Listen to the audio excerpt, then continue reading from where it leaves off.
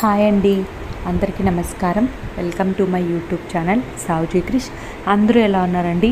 మీరు అందరూ బాగుండాలని మనస్ఫూర్తిగా కోరుకుంటున్నానండి.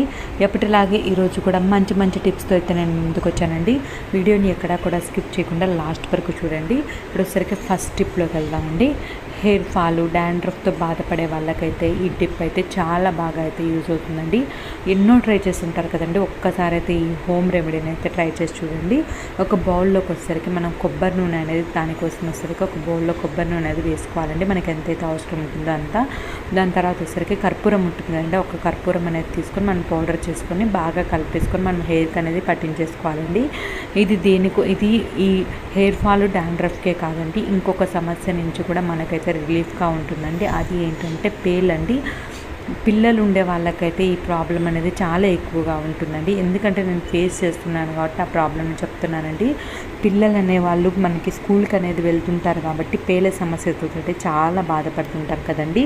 అలాంటి ప్రాబ్లం నుంచి కూడా ఈ టిప్ అనేది చాలా బాగా అయితే రిలీఫ్ ఇస్తుందండి. ఈ విధంగా మనం అప్లై చేసుకున్న తర్వాత 1 అవర్ వచ్చేసరికి అలానే ఉంచేసుకొని తలస్నానం చేయాలండి. ఈ విధంగా చేయడం వల్ల మనకి హెయిర్ ఫాల్ అనేది, డాండ్రఫ్ అనేది పేల సమస్య నుంచి అయితే మనకు రిలీఫ్గా ఉంటుందండి. తప్పకుండా ఒక్కసారి అయితే ట్రై చేయండి. మీకు ఏమైనా వీడియో కావాలి పేల సమస్య నుంచి, ఇంకా ఏమైనా టిప్స్ కావాలి అని అంటే కామెంట్ సెక్షన్లో తెలియజేయండి. ఒక ఫుల్ వీడియో అయితే చేస్తానండి నేను. ఎందుకంటే ఆ ప్రాబ్లమ్ ఫేస్ చేశాను కాబట్టి నేను చాలా అయితే ట్రై చేశానండి.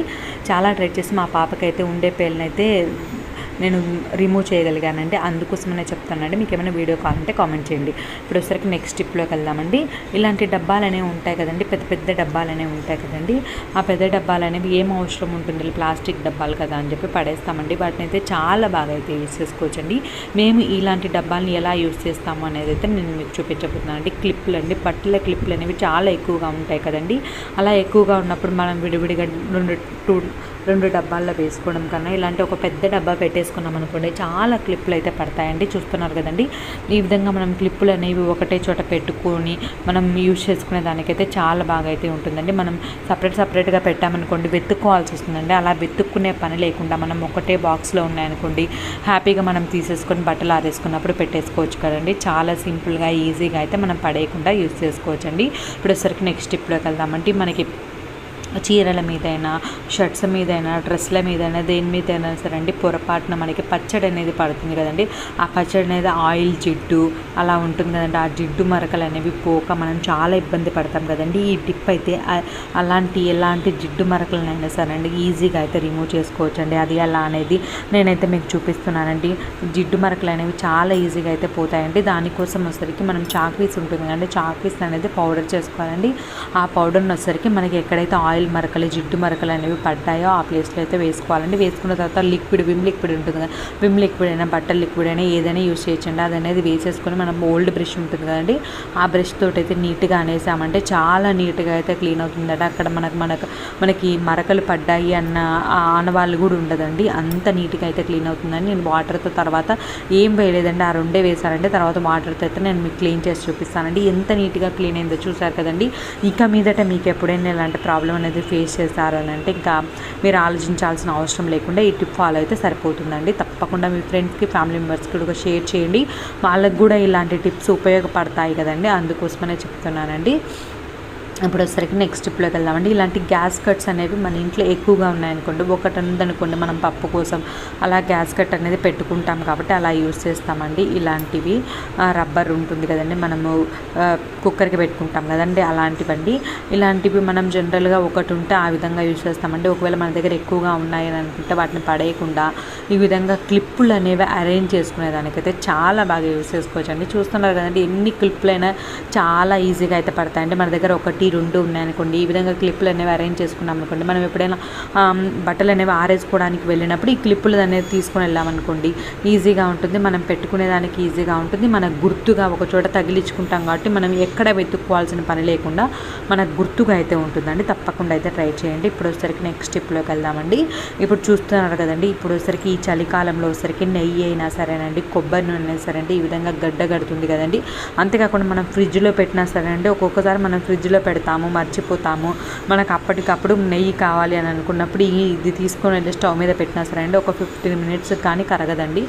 ఈ విధంగా చేయడం వల్ల మనకి బౌల్ అనేది కూడా మాడిపోయినట్టుగా అడుగున అయిపోతుంది కదండి. అలా లేకుండా సింపుల్గా అయితే మనం ఎంత నెయ్యి కావాలంటే అంత నెయ్యినైతే మనం తీసుకోవచ్చండి. అది ఎలా అనేది చూపించబోతానండి. ఒక గరిటె అనేది ఉంటుంది కదండి, ఆ గరిటెను వచ్చేసరికి ఒక 2 మినిట్స్ అండి వేడి చేసుకుంటే చాలండి. మనం 15 మినిట్స్ పెట్టేదానికన్నా ఒక 2 మినిట్స్ గరిటెను అనేది వేడి చేసుకున్నాము అని అంటే, ఈ విధంగా వేడి చేసుకున్న తర్వాత మనం నెయ్యి దాంట్లో పెట్టేయాలండి. ఈ విధంగా పెడితే మీకు నెయ్యి అనేది ఎలా కరుగుతుందో నేను మీకు చూపిస్తున్నాను చూడండి. ఈ విధంగా మనకి ఎంత కావాలంటే అంత నెయ్యి అనేది తీసుకొని రిమైనింగ్ అయితే మనం తీసి పెట్టేసుకోవచ్చండి. ఈ విధంగా కొబ్బరి నూనె నెయ్యి అయినా సరే అండి గడ్డ కట్టింది అని అనుకున్నప్పుడు మనం స్టవ్ మీద తీసుకొని వెళ్ళి పెట్టాల్సిన అవసరం లేదండి. ఒక గరిటె అనేది ఒక 2 మినిట్స్ వేడి చేసుకొని మనం పెట్టుకున్నామని అంటే ఎంత కావాలంటే అంత అయితే తీసుకోవచ్చండి. ఈజీగా సింపుల్గా అయితే చేసుకోవచ్చండి. మన పనులని మనం సింపుల్గా చేసుకున్నామని అంటే మనకు టైం అనేది కలిసి వస్తుంది కదండి. ఆ టైంని ఇంకొక దానికి యూస్ చేసుకోవచ్చు. కాబట్టి ఈ విధంగా సింపుల్ టిప్స్ని అయితే మనం ఫాలో అయితే సరిపోతుందండి. ఇప్పుడు వచ్చేసరికి నెక్స్ట్ టిప్లోకి వెళ్దామండి. ఒక 4 క్లిప్స్ అనేవి ఉంటాయి. మనం ఫోన్ స్టాండ్ అనేది ఈజీగా అయితే తయారు చేసుకోవచ్చు అండి. అదే ఎలా అనేది చూపించబోతున్నానండి. మనం పిల్లలకి ఇచ్చేదానికైనా, మన పిల్లలకి ఆన్లైన్ క్లాసులు ఉంటాయి, అలాంటివి ఉన్నప్పుడు మనం పిల్లలకి ఇచ్చినా సరే అండి వాళ్ళని మనం దగ్గరగా పెట్టుకొని చూస్తారండి. ఈ విధంగా మనం ఫోన్ స్టాండ్ అని తయారు చేసామనంటే వాళ్ళు దూరంగా పెట్టుకొని చూస్తారు కాబట్టి ఎటువంటి ప్రాబ్లం అనేది ఉండదండి. అంతేకాకుండా మనం వంట చేసేటప్పుడు కిచెన్లో పెట్టుకోవాలన్నా సరే అండి మనం దూరంగా పెట్టేసుకోవచ్చు అండి.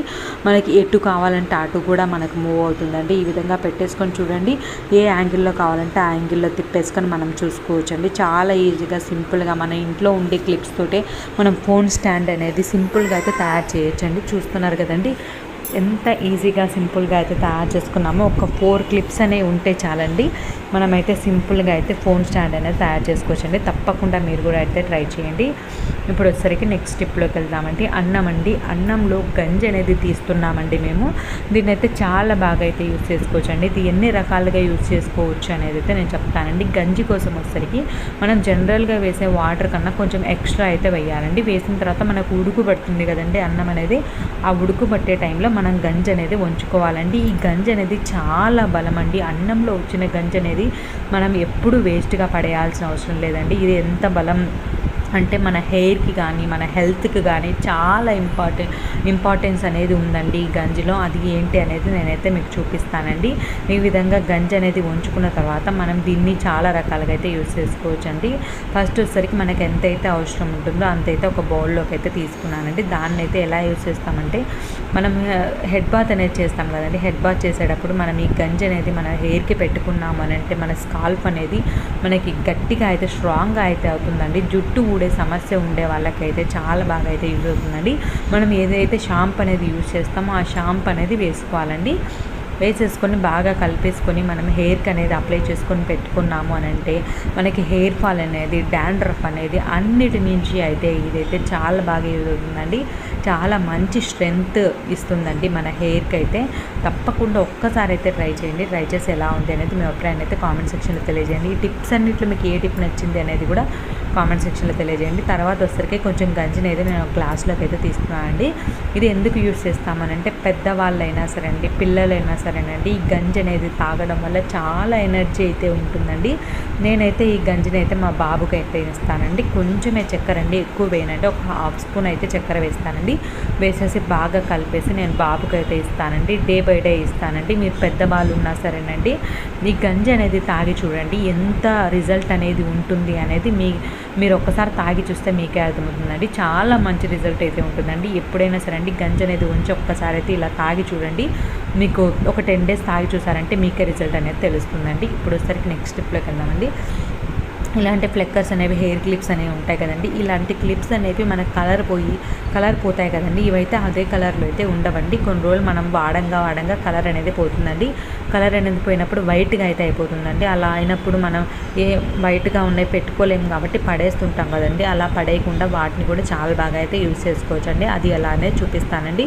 ఇలాంటి కిరాణా సరుకులు అనేవి తెచ్చుకుంటాం కదండి. సగం ఓపెన్ చేసుకుని బాక్స్లో వేసుకుంటాం, సగం అలానే పెట్టేస్తామండి. అలానే పెట్టడం వల్ల మనకు పురుగులు ఏమైనా పోతాయేమో అని భయం అనేది ఉంటుంది కదండి. ఈ విధంగా క్లిప్స్ అనేవి ఉన్నాయనుకోండి, మనం ఈ విధంగా క్లిప్స్ అనేవి అరేంజ్ చేసుకుంటే చూస్తున్నారు కదండి మనం ఎలా పెట్టామో అలానే అయితే ఉంటుందండి. లోపలికి ఏమి వెళ్ళే ఛాన్స్ అయితే ఉండదండి. మనం నీట్గా అయితే పెట్టేసుకోవచ్చు అండి. నాదొక చిన్న రిక్వెస్ట్ అండి, వీడియోని ఇప్పటివరకు లైక్ చేయని వాళ్ళు ఎవరైనా ఉంటే తప్పకుండా లైక్ చేయండి. ఈ టిప్స్ అన్నిట్లో ఏ టిప్ నచ్చింది అనేది కామెంట్ చేయండి. తర్వాత వచ్చేసరికి ఇలాంటి క్లిప్స్ని వచ్చేసరికి మనం ఈ విధంగా కూడా యూజ్ చేసుకోవచ్చండి. పిల్లలు అనేవి రాసుకునేటప్పుడు పిల్లలకి అనేవి పేపర్స్ అనేవి ఎగిరిపోతూ ఉంటాయండి. చాలా డిస్టర్బెన్స్గా అనిపిస్తుందండి వాళ్ళకి.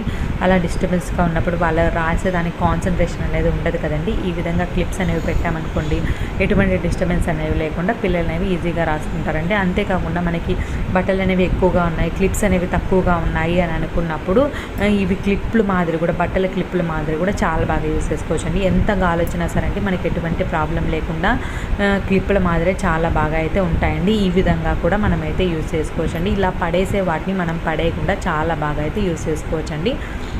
థ్యాంక్ యూ అండి. Thanks for watching.